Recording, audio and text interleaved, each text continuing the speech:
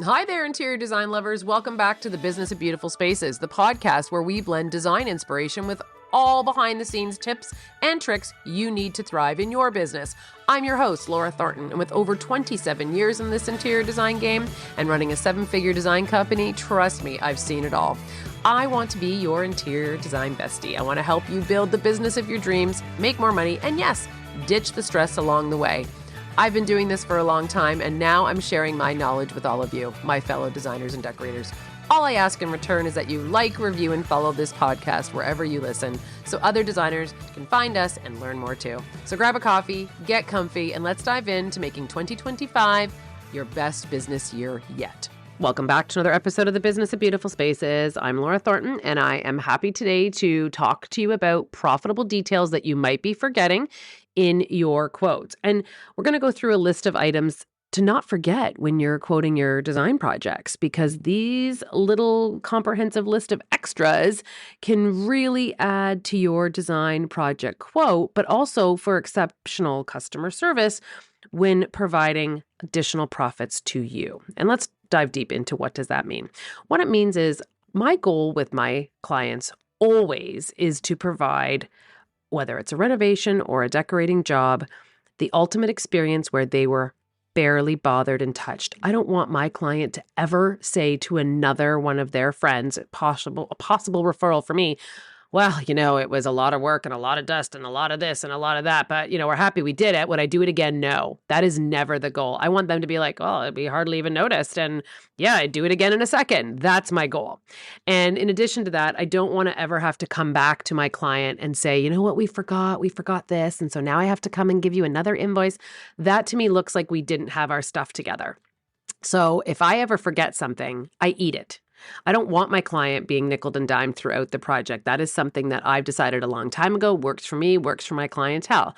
But I had to make a list along the way as our team grew to make sure I knew these items, but I had to get it out of my head and onto paper so that our team here at Thornton Design was able to expedite these items every single time we did a quote and make sure that they are in there. So I am going to share that comprehensive list of extras with you today, and we're going to break it down so that you can see these items. So if you need a pen and paper, now's the time, or you can always listen back. But I want to walk you through, I think a lot of people overlook this and these extras. And so let's break them down. So lighting installation, let's start there because this is something that is really important, from chandelier to wall sconces, pendant lights to ceiling mounts. Every fixture you specify should be professionally installed. But here's the thing. How often are you quoting the certified electrician's install time in your proposal? So we offered all these beautiful things, but now they have to go and find an electrician to put it in. So if you can find an electrician that you like to work with, if it's a unionized certified electrician, that you can get a quote ahead of time to like re, or if it's just new. And you also need to supply that electrician with this instruction sheets from the website, from wherever the manufacturer is, so they can see how long it's going to take them to put said ceiling fixture together. Sometimes they're really simple. Their pendant's good to go. Sometimes I've picked fixtures that our electrician wanted to kill me because it took them hours to put together. So these are the things that you would want to include so that they can provide you with an accurate quote so that your client can have that as a line item and know exactly what that's going to cost, not just the lights, but also the installation. So this should never be a surprise line item. Make sure it's baked into the quote somewhere. And if there's room for you to mark it up, do that as well. It's a convenience for your client, but also a profitability option for you. Keeping with lighting, I don't know the last time you bought some light bulbs, but goodness gracious, those things are expensive. So you need to include the light bulbs. This is crucial. When you provide the install, every light bulb needs to be included, from the lamps to recessed lighting to pot lights. You have to ensure consistency in your color temperature, the appropriate wattage, and the perfect ambiance. Plus, you also want your client to have a hand in this as well, if they prefer natural light, yellow light, blue light, all those things. But you need to include those more than likely LED light bulbs in your quote, because I've been buying light bulbs that one of them was $49 last year and we needed 10. So we got this really cheap and cheerful, found this really cheap and cheerful light fixture, and it needed 10 bulbs. It was kind of like Sputnik-y, but, flush mount. So, but it was like 5 or 6 inches off the ceiling. It was perfect and we can get lots of light from it. And then by the time we calculated 10 light bulbs at $49.95, it was no longer a cheap and cheerful light fixture, which we did not end up presenting to our client. So make sure you know exactly what light bulbs need to be specified for the given lights that you are providing your client as an option, and make sure the light bulbs are included in your quote. We just literally add it onto the price of the fixture, but we tell our client that when we're doing the presentation. So if they decide to try and comp shop us, we also say it includes the light bulbs. And it's something that they don't have to worry about. So doorknobs and hinges, and also switches and electrical covers. We are changing all this beautiful lighting that you know your client is going to want to be turning on and off regularly. What is their hand touching to turn on that light? The light switch, electrical covers. So designer light switches and plug covers might seem minor, but they are visible in every single room of your client's home. So why install a stunning wall covering or light fixture only to have a beigey turned yellow plastic switch plate? Because, 9 times out of 10, the client hasn't noticed that their 30-year-old home has also 30-year-old switch plates, which might be outdated, but also have yellowed over time.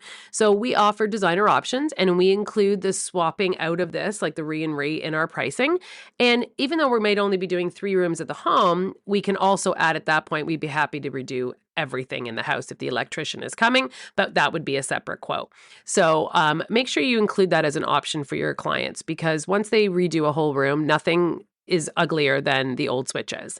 So on that same theme, doorknobs and hinges, things when you're walking into a space and you have your hand on this old doorknob before you open the room to reveal it. Is there an option to replace those so that right from the turning of the door to the opening of the space, you have this really stylish doorknob and stylish hinges and elegant handles? They're the jewelry of the space in some capacities, depending on how many doors there are or if there is a door into your room. But they do need to be priced with intention. Don't just quote the product. You need to also include the installation. It's often forgotten, but it adds a polish and it adds some profit as well. Trims and crowns.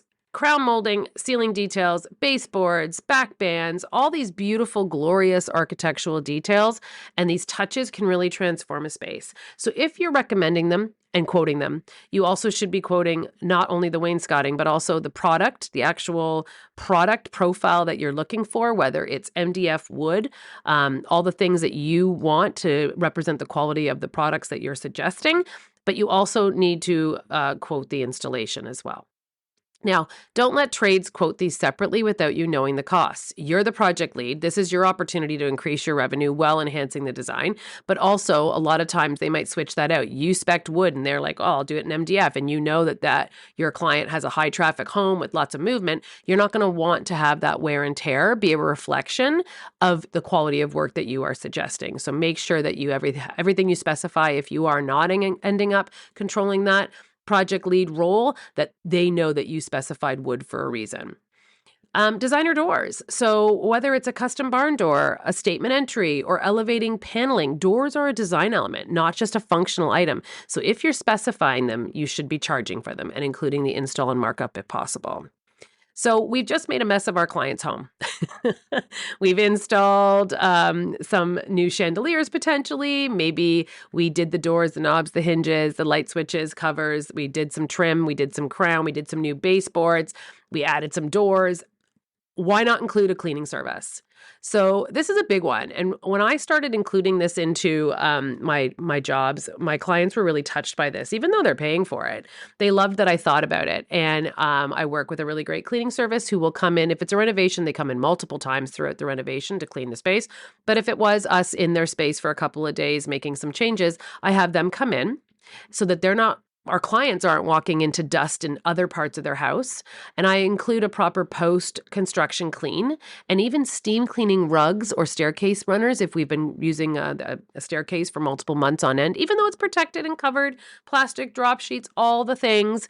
I really think it says something when we've thought of all these items that, we're not a cleaning company, but we are responsible for delivering a very finished space, and building it into the quote and outsourcing it smartly can also be profitable, but your clients really appreciate it. Now, they can always say, let's take that out. We have our own cleaning team. We're happy to do it. And that's fine. But at least you thought about it, and you'll see that they recognize that you've thought about every element that goes along with their project. Also, the hardware and the finishes, like simple things like towel bars, rope hooks. How many? One rope hook really isn't suffice in any bathroom whatsoever.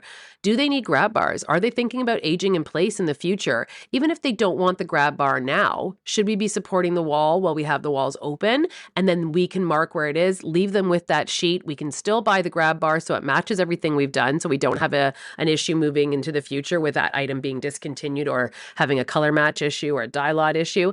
But these are things that we can be sourced, we can be pricing it, and it can be installed under our guidance. And it's another opportunity to keep design cohesive and increase your profits, along with smart sourcing and helping your client for the future. Painting, suggesting new wall colors. Great. Well, don't forget to include painting in your quote. Clients need to see the full picture, the cost of paint, labor, cleanup. This is one of the most simple ways to lose profit if not properly scoped and sourced. And it's the easiest way to charge when you're taking control of the narrative. Now, you don't have to worry if a lot of people, I know have said to me, I don't want to take on the responsibility. But if you have trade vendors that you have are trusted relationships with, these are things that you can work out. If you're giving them work, maybe they give you work. Maybe if you mark it up, and they'll give you the difference. So that way you're not having to take on that responsibility if you don't want to. But these are all things that you should be including in your quotes that really help your clients see that you've thought about everything, but also might help you with a bit of markup in the back end of your projects. So by including these extras in your design proposals, you're doing more than protecting your profits. You're elevating your service. Clients feel cared for, that every detail has been handled. You're not just a designer, you're the orchestrator of the dream home experience. And trust me, they'll thank you for thinking of absolutely everything. So the next time you're building a quote, don't just price the sofa or the tile, price the entire experience. So until part 2, keep designing beautifully, keep charging confidently, and keep building a business you love. I'll see you on the next episode.